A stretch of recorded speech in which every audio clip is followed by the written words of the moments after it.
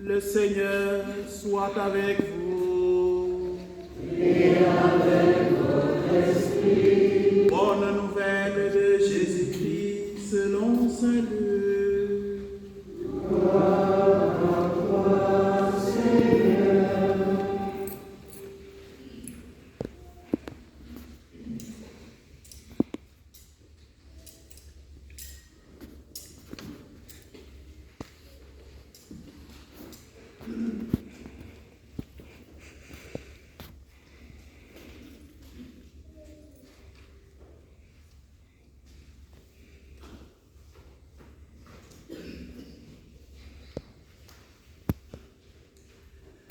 En ces jours-là, parut un édit de l'empereur Auguste, ordonnant de recenser toute la terre. Ce premier recensement eut lieu lorsque Quirinius était gouverneur de Syrie. Et tous allaient se faire recenser, chacun dans sa ville d'origine. Joseph, lui aussi, monta de Galilée depuis la ville de Nazareth vers la Judée jusqu'à la ville de David appelée Bethléem. Il était en effet de la maison et de la lignée de David. Il venait se faire recenser avec Marie, qui lui avait été accordée en mariage et qui était enceinte. Or, pendant qu'ils étaient là, le temps où elle devait enfanter fut accompli. Et elle mit au monde son fils premier-né. Elle l'emmaillota et le coucha dans une mangeoire, car il n'y avait pas de place pour eux dans la salle commune. Dans la même région, il y avait des bergers qui vivaient dehors et passaient la nuit dans les champs pour garder leurs troupeaux. L'ange du Seigneur se présenta devant eux, et la gloire du Seigneur les enveloppa de sa lumière. Ils furent saisis d'une grande crainte. Alors l'ange leur dit: ne craignez pas, car voici que je vous annonce une bonne nouvelle qui sera une grande joie pour tout le peuple. Aujourd'hui, dans la ville de David, vous est né un sauveur, qui est le Christ, le Seigneur. Et voici le signe qui vous est donné. Vous trouverez un nouveau-né, emmailloté et couché dans une mangeoire.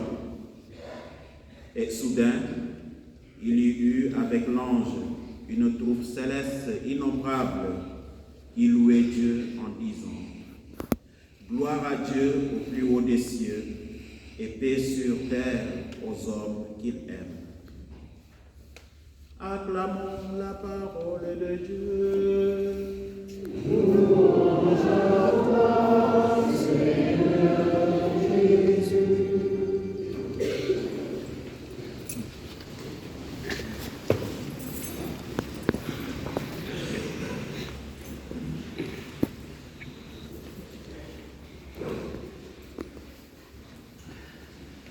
Chers fidèles du Christ, en cette nuit très sainte, nous célébrons avec éclat la lumière du mystère de l'incarnation, le grand mystère de l'incarnation, j'allais dire, où Dieu se fait homme pour demeurer parmi nous sur notre terre, au-delà des frontières géographiques. La nuit sainte de la Nativité se présente comme un espace à la fois tangible et spirituel, révélant un Dieu qui se dévoile progressivement dans la conscience de l'humanité. La prière d'ouverture de cette messe de la nuit exprime notre désir que cette nuit très sainte brille de la véritable lumière, nous illuminant dès maintenant par la révélation de ce mystère, afin que nous puissions goûter dans le ciel la plénitude de sa joie. Chers amis, les textes sacrés qui nous sont proposés pour cette messe nous invitent à contempler la splendeur de cette lumière qui a brillé au milieu des ténèbres. Le prophète Isaïe, dans la première lecture, nous annonce avec une grande assurance: le peuple qui marchait dans les ténèbres a vu se lever une grande lumière sur ceux qui habitaient le pays de l'ombre. Une lumière a resplendi. Cette lumière, mes chers amis, n'est autre que le Christ lui-même venu illuminer nos vies de sa grâce et de son amour. Selon Saint Léon le Grand, qui a écrit beaucoup de sermons sur la nativité, il nous rappelle la grandeur de ce mystère de l'incarnation. Il nous exhorte dans ses enseignements à contempler l'union étonnante de la divinité et de l'humanité en Jésus-Christ. En cette nuit, le Fils éternel de Dieu a pris chair de la Vierge Marie, s'abaissant jusqu'à nous pour nous élever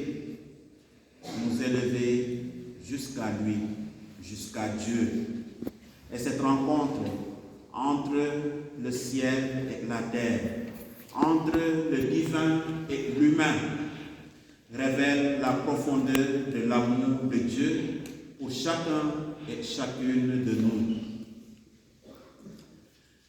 Les paroles de l'apôtre Paul dans son adresse à Tite nous rappellent également la grâce de Dieu manifestée en Jésus-Christ.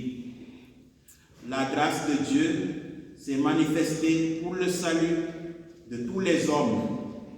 Cette grâce qui est une lumière éclatante nous appelle à vivre avec piété, justice et tempérance dans ce monde présent. Ce monde enténébré qui a besoin de la lumière du Christ, notre Sauveur.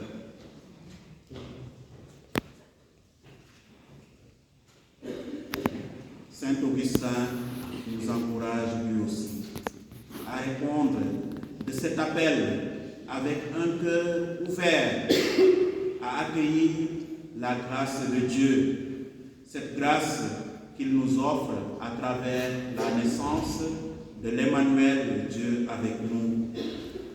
Saint Luc, dans son évangile, nous fait entendre le récit bien connu de la naissance de Jésus à Bethléem, le recensement ordonné par l'empereur César Auguste nous rappelle la réalité de la condition humaine avec ses défis et ses tribulations. Cependant, dans cette situation apparemment ordinaire, Dieu accomplit des choses extraordinaires. Le Fils de Dieu naît dans une humble étable, entouré de la chaleur des animaux et de la tendresse de Marie et de Joseph. Frères et sœurs, contemplons cette scène avec des yeux de foi. Que cette humble naissance nous rappelle que Dieu choisit souvent les voies simples et modestes pour manifester sa puissance et son amour. Que cela nous inspire à reconnaître la présence de Dieu au cœur de nos vies quotidiennes, même dans les circonstances les plus modestes et apparemment insignifiantes. Saint Paul nous rappelle que Dieu choisit ce qu'il y a de fou dans le monde. Comprendre le mystère de l'incarnation dans notre vie actuelle dépend de notre capacité à exercer notre foi, à vivre des expériences variées, à ouvrir notre cœur à l'accueil de l'autre, autrement autre dans notre quotidien, que ce soit dans le bonheur, la joie, le malheur ou contre toute attente. Dieu Tout-Puissant se fait tout petit, humble, pauvre pour entrer en nous et notre monde. L'image de ce petit enfant, couché dans une mangeoire au milieu des bergers, sans statut social ni maison, nous rappelle certainement notre propre enfance, avec ses joies et ses peines inscrites dans un registre divin, une école sans nom où une mère nous nourrit, nous apprend à marcher, nous éduque au sein de la famille et des différentes écoles de la vie humaine. Comprendre le mystère de l'incarnation dans notre vie aujourd'hui nécessite certainement une volonté, un cœur ouvert pour vivre et comprendre cette naissance nouvelle dans notre monde marqué par diverses crises.